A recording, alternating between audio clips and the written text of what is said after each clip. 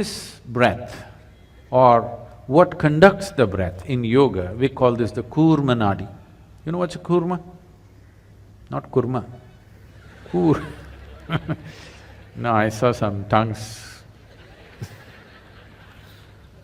Koorma means a turtle or a tortoise, an amphibious creature.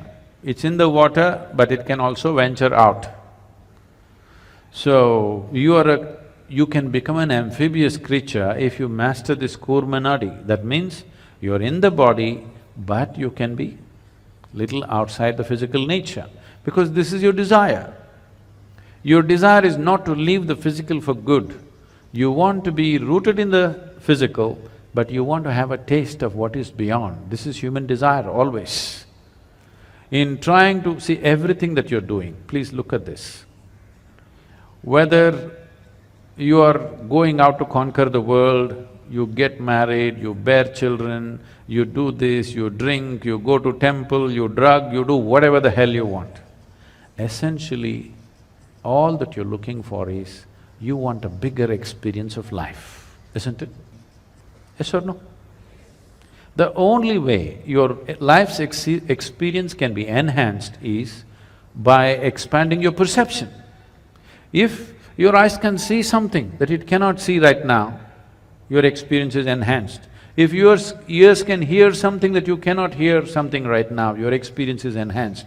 In like this, if your perception is enhanced, only then your experience is enhanced. Otherwise, you're only going on imagining things within the limited data that you have already gathered. Yes? The only way to enhance is to expand or to come out. So koorma nadi, this breath is referred to as koorma nadi because if you use it properly, you can become like an amphibious creature, that you can be in the body but you can venture outside. This is like a rope. Let's say we pull out your breath right now. If I take away your breath, what will happen? You and your body will fall apart. Right now in your experience, you are the body sitting here, but this rice and chintataku and gomakura, everything is gathered up here and sitting here, yes or no? Yes? It's food that you've eaten. Is this an accumulation? Do you understand this is an accumulation? What you accumulate can be yours, can never ever be you, isn't it? Yes? I can say, this is mine, this is mine, this is mine, but if I say, this is me, this is me, this is me, lost it, isn't it? Whatever you accumulate can be yours, can never ever be you. So the moment if I pull the breath away, then you and what you have gathered will fall apart, you and your body will fall apart. Or in other words, it's the breath or the koorma nadi which ties you and your body together. When we say koorma nadi, we're not just talking about the passage of air. Right now you're incapable of experiencing the breath in the sense, see right now if you watch, you think you're watching the breath, no. You're only noticing the sensations caused by the passage of breath. You're not capable of knowing the breath itself. So the breath or what sets up this pattern, what directs this pattern, that we are calling as koorma nadi. If you have some mastery over that, you become an amphibious creature. That is, you're rooted in the physical, but you can venture out. If this much freedom arises in human life, suddenly you know there is another possibility, that there is something beyond physical nature. Whatever you're going through within this physical cocoon is not everything, you know a completely different dimension of life. If this one thing you know, if you have a moment of experience beyond your physicality, death is not an issue, isn't it? If you know life beyond your physical body right now, death is not an issue. Death is a big issue because you know nothing beyond the body. When they threaten to take it away, there is terror in people simply because everything that you know is going away. If you knew something beyond the body, suddenly this would not be such a big problem. And it is not a problem, it is a solution for all our problems that we are mortal. If you are here, let's say next million years you're not going to go, that is a problem, isn't it? We must live our span and we must go. That's a good thing. The word prana, there is no equivalent word in English, but we can say it's the vital energy. That which we call as the life energy is prana. Prana has 10 different manifestations in the body. But for the sake of understanding, we'll bring it down to 5. These 5 are referred to as 5 vayus or panchavayus. This is pranavayu, samanavayu, udhanavayu, apana and vyana. They're in charge of different dimensions of what happens in this human mechanism. This is an endless subject if I speak like this. I'm just trying to abridge it in a sensible manner. Taking charge of this. Yama means to control or to take charge. Pranayam means a method with which you want to take charge these panchavayus. Because how your body functions, how your mind functions, how the whole physiological framework, this human mechanism, how it functions, is determined by this energy. This is an energy, it is an intelligent energy in the sense it carries a certain amount of memory. The karmic memory of the individual person is imprinted on this energy. So in each person, the prana functions in a different manner. It is unique to each individual. It is not like… it is like electricity. Electricity is not smart. It can light up the the light bulb, it can run the camera, it can, run the air conditioning, it can do million things, but not because of its intelligence. It does the same thing, always. Because of a particular device, a certain thing happens. But now I'm talking about, this will happen in future, that you may have smart electricity. It is not far away.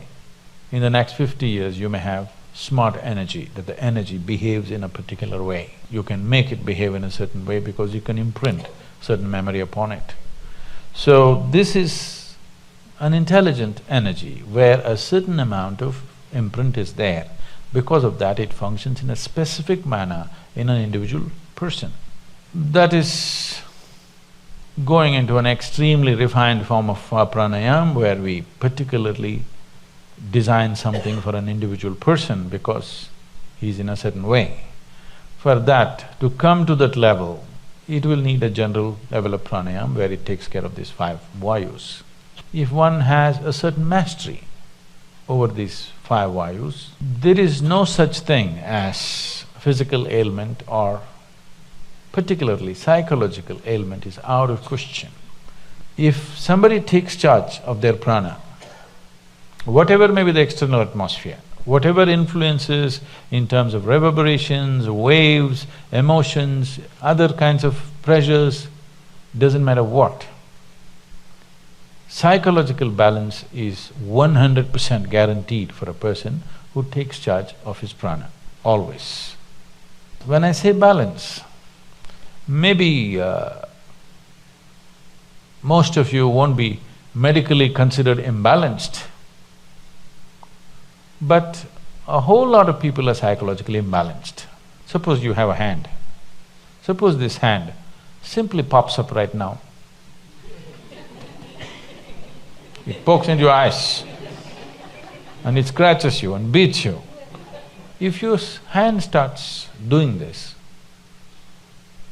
there is a sickness, isn't it? At least your hand is sick. Let me not blame the whole person. At least your hand is sick for sure, isn't it? Well, this is what most people's minds are doing. Every day it scratches you from inside, makes you cry, make you bawl, make you worry. In so many varieties of suffering, it pokes your eyeballs out many times. Is it not doing? It is sick. maybe in a socially accepted manner, but it is sick. So one who takes charge of his prana can be 100% assured his psychological balance is there, you cannot shake it.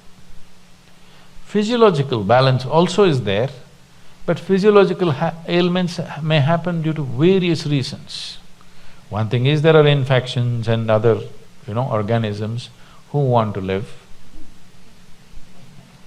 Yes, they want to live. Another thing is variety of chemicals and poisons and stuff we may swallow knowingly, unknowingly, and it can cause things. So physiological ailment is, I would say, 90% guaranteed that it won't happen. But psychological well-being is 100% guaranteed. If you're psychologically in an extremely good place, 10% of physiological problems are not even a problem, It's not even a problem. Most of the time, what little things that may happen to the body, that's not the thing. What reaction that happens in your mind is the big thing, isn't it? Yes or no? Yes. So, pranayam means you want to take charge of the vital forces. As I said, they have an intelligence of their own, each one of them. Either during birth, after conception, how they enter the newborn and how they leave the dead. In this, it clearly displays it has an intelligence of its own. One may not notice this unless they become very conscious about these things. It's a world by itself, if you ask me. It takes a certain level of attention. The word attention may not go deep enough. I'm using the word attention because the other words are horribly corrupted. Awareness and this and that are badly corrupted. So I'm using the word attention, but the word attention is not suggesting what is needed. Just mental alertness is not enough. It has to become really attentive. If you make yourself like that, you know how these five are functioning.